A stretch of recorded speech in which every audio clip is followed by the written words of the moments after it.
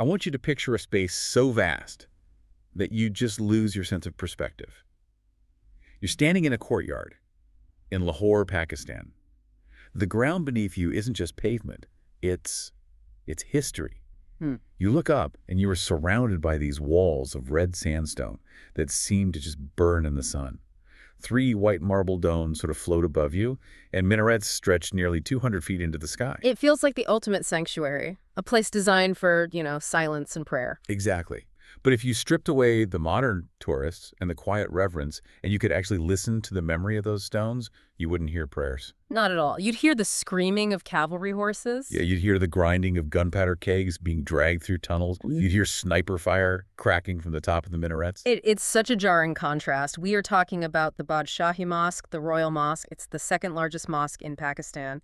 And, an absolute titan of Mughal architecture. Right. But you've hit on the central irony immediately. We usually think of these heritage sites as, these perfect time capsules of art and religion. Right. But the Badshahi Mosque has spent a huge chunk of its life as a weapon of war. It's a survivor. It has seen empires rise, collapse, and turn its sacred halls into barracks. And that is the mission for this deep dive. We're looking at the sources, historical chronicles, architectural surveys, military logs, to figure out how a building goes from being an emperor's trophy to a stable for army horses to a British garrison, and then finally back to a holy site. It's a chaotic timeline. It really is. But we have to start with the man who commissioned it, because the building is, well, it's basically a mirror of his personality. Absolutely. To understand the Badshahi Mosque, you have to get inside the head of the 6th Mughal Emperor Aurangzeb. And that is a complicated place to be. This is where the profile of the man just clashes with the building for me. If you look at his father, Shah Jahan, he was the romantic, right? He gave us the Taj Mahal, which is all about grief and beauty and that white marble elegance. But Aurangzeb, he was the Puritan of the Mughal line. He banned music at court. He stopped the official historians from chronicling his reign, but he thought it was vanity. So why did that guy decide to build this massive, opulent mosque? Because he needed a billboard. He wasn't building for the sake of art. He was building for legitimacy. Aurangzeb was a pragmatist and a warrior. He spent decades on the battlefield, aggressively expanding the Mughal Empire into southern India. Good. The Badshahi Mosque, commissioned in 1671, wasn't a labor of love like the Taj. It was a trophy. It was built to commemorate his victories against the Maratha ruler Shivaji. So it's less of a house of God and more of a victory monument that just happens to be a mosque. In many ways, yes. And the timeline backs that up. The Taj Mahal took over 20 years to build. The Badshahi Mosque. How long? It was finished in 2 years, 1671 to 1673. That is blistering speed for the 17th century. It suggests an urgency to make a statement, The location feels like part of that statement, too. He didn't tuck it away in some quiet suburb. He dropped it right in the center of the action. Oh, it's the ultimate power play. He built it directly opposite the Lahore fort. Specifically, the mosque's entrance faces the Alamgiri gate of the fort, which Aurangzeb also built. So he's building both sides of the street. Exactly. So just imagine the sightlines. You have the emperor sitting in the fort, the seat of temporal power, staring directly at the mosque, the seat of spiritual power. It visually locks the two together. It says, I am the ruler of the land, and I am the guardian of the faith. Let's talk about the vibe of the architecture, because this doesn't feel like the other mosques in Lahore. I've seen photos of the Wazir Khan Mosque, and that place is just covered in these intricate, colorful glazed tiles, kashikari. It looks like a jewel box. Badshahi is different. It feels... That is a perfect distinction. The Wazir Khan is like embroidery. The Badshahi is like a fortress. And it really reflects the shift in the empire's mood. Aurangzeb moved away from that delicate Persian-style tile work and went for red sandstone and stone masonry. It's visually very austere. It's architecture acting as a suit of armor rather than jewelry. That's it. It feels prominent, heavy. The entrance is a 2-story edifice of red stone with carved panels, and you have to climb 22 steps just to reach the main gate. Wow. That elevation is psychological. It lifts the sacred space above the dust and the noise of the common city. And then you pass through the gate and the world just opens up. The courtyard is 276,000 square feet. I tried to wrap my head around that number. It's hard to visualize. Well, think of it in terms of capacity. It was designed to hold 100,000 worshippers at once. 100,000? It was the largest mosque in the entire Mughal Empire. It's an ocean of red sandstone. And at the far end, anchoring this massive space, is the prayer hall. Which is where the aesthetic softens up a bit. Yes. The prayer hall is where the Puritan emperor allowed for some beauty. It's capped with three white marble domes, a large central one and two flanking it. The interior has these incredible white marble floral carvings that are considered, unsurpassed in Mughal art. So a little moment of delicacy. A moment of delicacy inside a structure that is otherwise designed to intimidate. And we can't forget the silhouette, the minarets. Right. The four major minarets at the corners are massive octagons shooting up 196 feet. They just dominate the skyline. When you look at the building in 1673, it is the peak of Mughal grandeur. It looks untouchable. But history has a way of humbling even the biggest monuments, right? Empires don't last forever. The Mughals start to fracture, power vacuums open up, and by 1799, the Sikh army of Ranjit Singh takes control of Lahore. And this is where the story pivots. It goes from architectural history to something that sounds, well, like a tragedy. This is the era of desecration. And it happens incredibly fast. It forces us to ask, what makes a place holy? Is it the stones or is it the people inside? Because under Ranjit Singh, the sanctity of the Badshahi Mosque wasn't just ignored, it was actively erased. I read the accounts of what they did to the courtyard, and it's just visceral. They turned it into a stable. They did. That massive sandstone courtyard, built for 100,000 people to bow in prayer, became a paddock for army horses. You just have to imagine the sensory overload of that. The smell of manure, the noise of thousands of horses, the mud and straw covering that beautiful red stone. It's a complete inversion of the building's purpose. And it wasn't just the open space. The perimeter of the mosque is lined with 80 small rooms called hutras. What were those for? Originally, they were study cells for religious scholars, places for quiet contemplation. The Sikh army converted them into barracks for soldiers and magazines for military stores. So you replaced the scholars with soldiers and the prayer books with muskets. Precisely. The religious function was totally suspended. It became a military depot. Ranjit Singh even used the Hazuri Bagh, the garden right next door, as his royal court. And there are accounts suggesting they stripped marble from other monuments in Lahore to build his structures there. So the mosque was being cannibalized and repurposed? Yes. Yeah. But if the stable era was bad, the Civil War era turned the mosque into an active combatant. This is the part of the research that felt like an action movie script. We're in 1841, Ranjit Singh has died, and there's a vicious succession struggle part of the First Anglo-Sikh War era between Sher Singh and Chand Kar. Right. And Sher Singh has a tactical problem. His enemies are holed up in the Lahore fort, the very fort Aurangzeb built to face the mosque.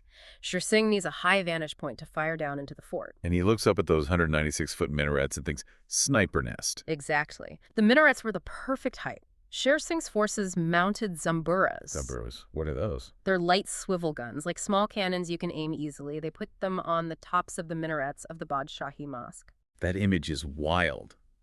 Light artillery firing from the towers of a place of worship. And it worked. They had a direct line of fire into the fort's hall of public audience. They bombarded it and they destroyed it. So the two structures that were meant to be the twin pillars of the empire, the fort and the mosque, were literally destroying each other. And then there's the detail about the French connection. This is where the story just goes off the rails for me. There's a French mercenary involved.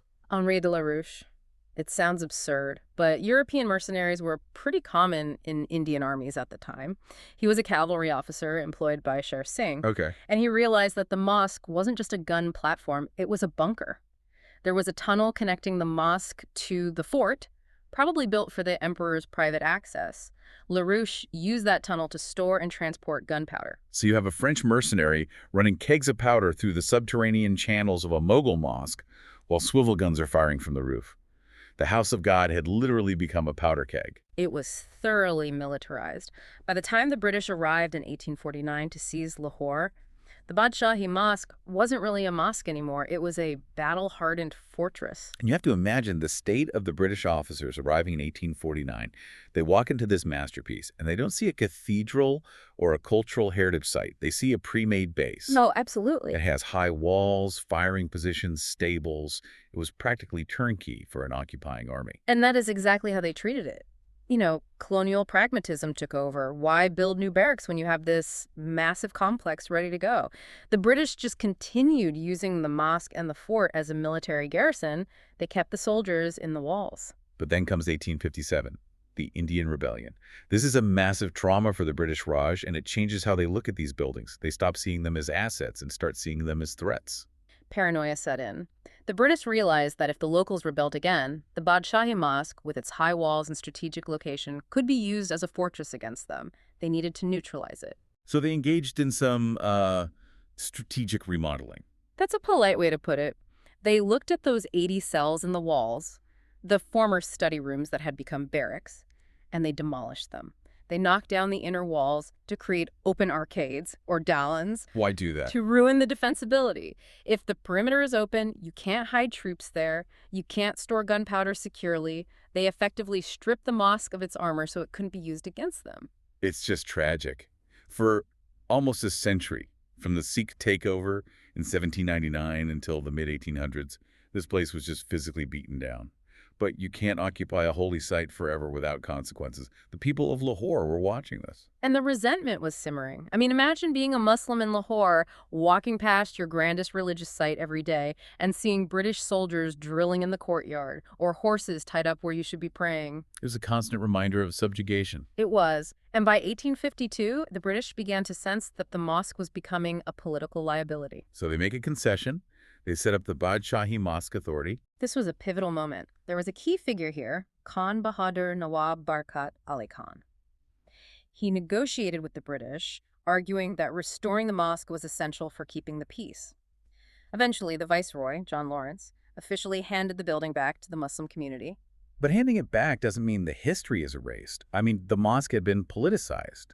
And that energy didn't just go away, it transformed. In 1919, the mosque becomes the stage for something incredible, a protest that defies the usual religious divide. This is one of my favorite moments in the mosque's history because it completely disrupts the narrative of Muslims versus Hindus versus Sikhs. It's April 1919. The Amritsar massacre has just happened. British troops fired on unarmed civilians. The entire region is enraged. And a crowd gathers at the Badshahi Mosque. A massive crowd. Estimates say 25,000 to 35,000 people. But it wasn't just Muslims, it was Sikhs and Hindus too. They gathered in the courtyard of the Badshahi Mosque to protest colonial rule. That is just so powerful. You have Sikhs standing in the same courtyard their ancestors used as a stable, standing shoulder to shoulder with Muslims, united against the British. It gets even more symbolic. A speech by Mahatma Gandhi, a Hindu leader, was read out to the crowd from the pulpit of the mosque by a Muslim activist, Khalifa Shujauddin. A Hindu leader's speech read in a Mughal mosque to a mixed crowd. It really shows how the mosque serves as a town square, a civic heart, not just a prayer hall. Exactly. It had reclaimed its power, but this time as a symbol of anti-colonial resistance. However, physically, the building was still falling apart, it was crumbling. It wasn't until 1939 that the real rescue mission began. Enter Sikandar Hayat Khan, the premier of the Punjab. He looked at this rotting masterpiece and decided it had to be saved. He began raising funds for extensive repairs. He basically taxed the region to save the mosque. He is largely credited with preventing it from turning into a ruin. and the work was so extensive it outlasted him. It outlasted him and the British Empire. The restoration continued right through the partition of India and Pakistan in 1947, finally wrapping up in 1960. It cost 4.8 million rupees, which was a fortune at the time. And he's buried there, right? Yes, Sikandar Hayat Khan was buried near the entrance in the Hazuri Bagh as a tribute to his efforts. So by the 1960s, the mosque is back. It's shiny, it's safe, it's Pakistan's national icon.